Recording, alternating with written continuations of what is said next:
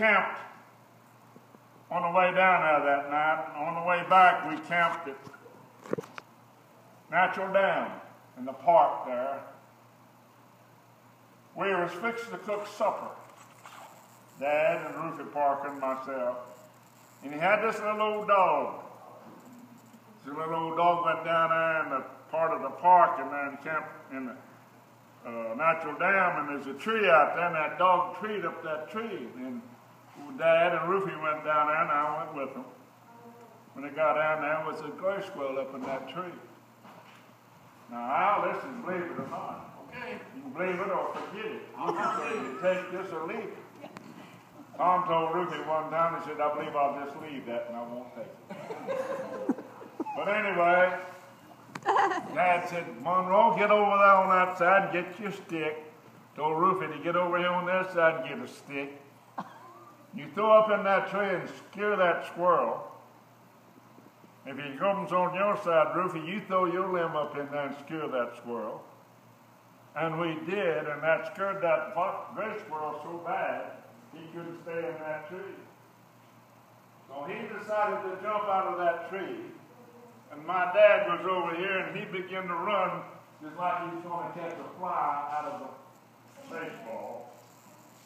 And he went over there and caught that squirrel with his hand in the air and choked that squirrel to death with his hand.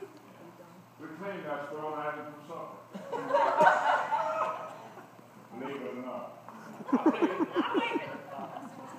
Grandpa had good reflexes.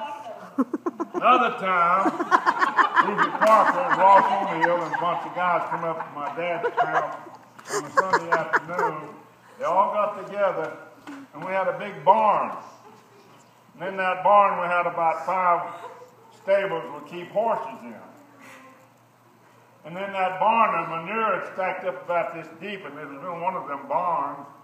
And we had trails under those manure running from the corn crib to each stall and the horses. Them rats would travel them trails under that manure, go and eat the horse corn, go back and live. They did that over and over and over. I never had seen so many rats in all my life. So Dad got them all together, Ruthie Parker and Ross O'Neill, Homer Barnes, and a whole bunch of other people. And I happened to be there with them. And they dug them runs up from the corn rib over to one horse stable. They dug them roots up, their runs up, and stopped them up, all but one. Mm-hmm. And they stopped them all up. Dad sat down after that one. He said, open up that over there, started digging them runs out, and them rats began to come out of this run. Dad sat there and caught them rats with his hands, broke their neck and choked them to death and threw them in the wash tub. Believe it or not, when we finished, we had 3 big wash tubs. 2 of them was full of rats and the other was back there. Dad caught every one of them with his hand. And He was a rat man, wasn't he? And threw them in that bag. And I'm scared of a mouse. Me too. Yeah, me too. Okay, Mom, your turn. My dad was one of the fastest guys I ever seen with his hands. He was quicker than a cat. But one time he got tied up with a coon, and this coon was up in the tree, and we cut this tree down, and it went in the hole. We cut out another tree, and Dad got to one end of the hole, and we got the other end of the hole. Well, that coon come out, and Dad caught that coon. That's more than Dad could handle. He bit Dad in the hands, scratched him on the face, scratched him on the other side of the face. Finally, he turned that coon loose, and the dog caught him and killed him. Dad said, I wish I hadn't killed that coon. I wish I'd let him go so he could raise some more coons. He didn't hold that coon responsible for biting him on the neck or scratching him on the hand or biting him in the finger. He said, there's more than I can handle. When God made Hembree, Ray Hembree, he done away with the pattern. He didn't make any more like it. Amen. Some of the boys in the same position.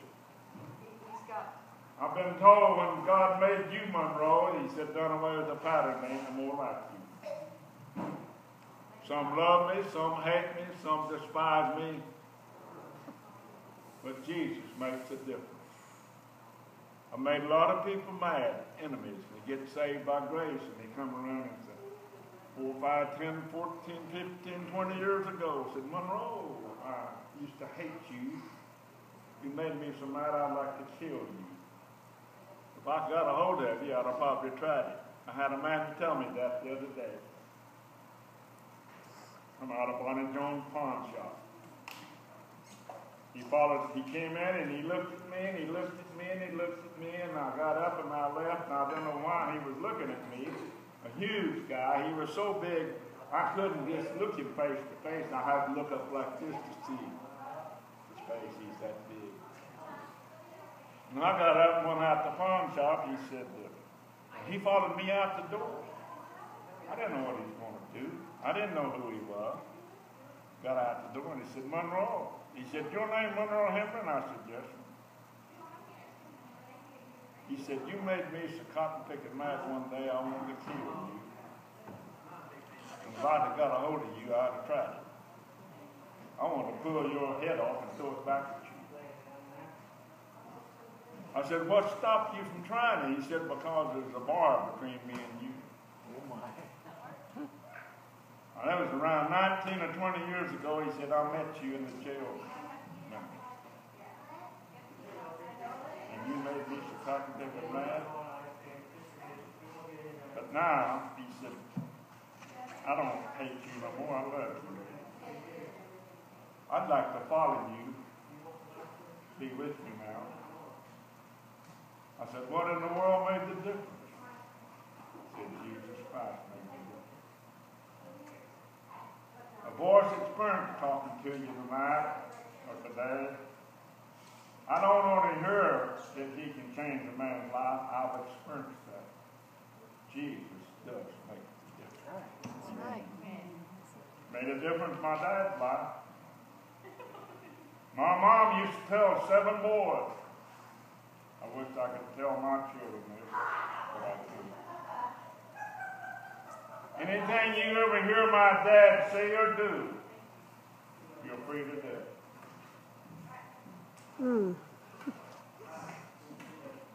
You guys didn't know you're the descendants of Sam Hembree, aren't you? We are. I'm going to tell a little story on Sam. But that's the kind of dad we had. Yeah. I'm a nut. For Jesus. Now, some people don't like that, but I enjoy it. Sorry, go ahead. I'm sorry about it. You'll have to know what Dad had to put up with his boys. And Sam was either a junior or senior in high school. And Dad had a lot of patience. But when he said enough, action took in. Vernon, my brother, just older than me, between me and Sam. Vernon and Sam got into a fight. And Dad proceeded to split them up. But that, the junior or senior in high school, you can imagine they're pretty good sized boys. They thought they knew it all. One and only time I ever seen any of my brothers challenge my dad, and that was Sam. I'm not telling you this because you're here. I'm just telling you the way the family was. But Sam never would challenge again because he took a board about that long, that wide. He used it on Sam's rear end. About 1 or 2 licks, that's all Sam wanted. Never again. that I see any of my brothers challenge Dad. He made a believer out of it. That was just a story that I wanted to tell. But that happened the day that their children were from Yeah. the parents. Throw the key away. That's why so many of them were there. That's right.